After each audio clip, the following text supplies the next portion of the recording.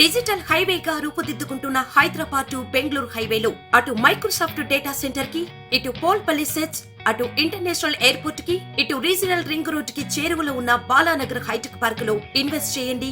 భవిష్యత్తు బంగారుమయం చేసుకోండి. Contact number 8500-155-255.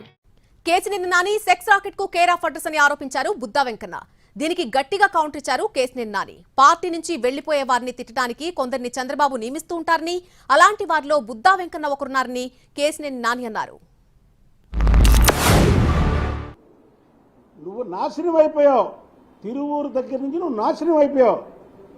నీకు మధ్య భ్రమించింది. వాళ్ళ కుటుంబ సభ్యులకు కూడా చెప్తున్నా నేను, వీడికి మధ్య భ్రమించి పిచ్చి పట్టింది.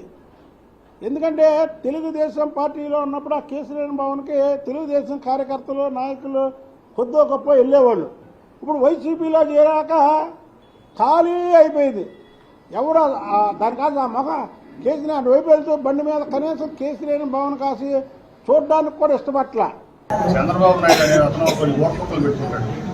ఆ ఓర్ముక్కలు పెట్టుకుని ఎవరైతే పార్టీలోంచి బయటికి పంపించాలనుకుంటాడో, ఎవరినైతే పార్టీలోంచి బయటికి వెళ్ళిపోయారో వాళ్ళ మీద ఇటువంటి కామెంట్లు చేపిస్తాం. ఓర్ముక్కలు కొంతమంది పెట్టుకుని అలవాటు. ఆయన ఓర్ముక్కలు నేను ఎప్పుడో చెప్పా.